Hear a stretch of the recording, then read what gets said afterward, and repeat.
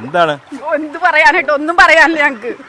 ഈ വെള്ളം കയറി കയറി എല്ലാ ദിവസവും ഈ ഓട്ടോണ് നേരം വിളിക്കുമ്പോ തുടങ്ങി. അങ്ങനെ എനിക്കൊന്നും പറയാനില്ല. എവിടെ വീട്? നിൽക്കുന്ന വീട് തൊട്ടടുത്തല്ലേ വീട്.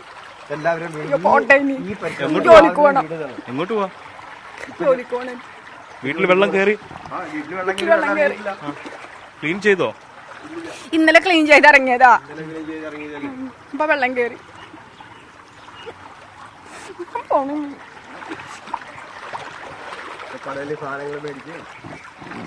ഇനി നാശിയാനോ ഒരു സാധനമില്ല വീട്ടില്. വെള്ളം കയറി എല്ലാം തുടച്ച് ക്ലീൻ ചെയ്തിട്ട്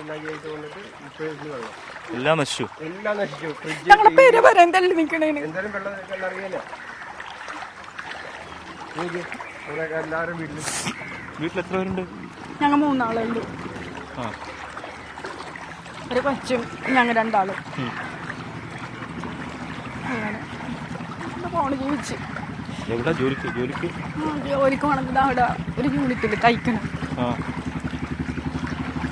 അയ്യോ എന്റെ പൊന്നു മോനെ ഒന്ന് പിടിക്കണ്ട. ഇത് എന്തിനാ ഞങ്ങൾക്ക് സങ്കടം വന്നിട്ട് പറഞ്ഞെന്ന് വെച്ചാൽ ഞങ്ങൾക്ക് ഇത് തന്നെ തൊഴില. ഇപ്പൊ വർഷം തുടങ്ങിയിട്ടല്ലേ ഉള്ളു.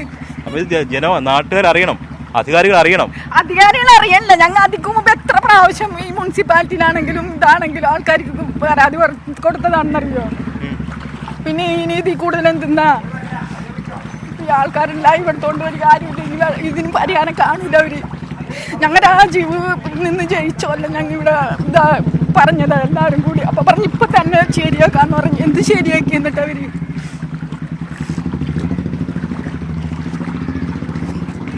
എത്ര വർഷമായിട്ട് ഈ ദുരിതം അനുഭവിക്കുന്നുണ്ട്?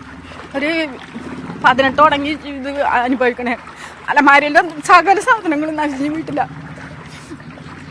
വസ്ത്രങ്ങളും എല്ലാം പോയി. എല്ലാം ഇനി അതൊന്നും ഒരു കാശിന് കൊള്ളൂല സാധനം.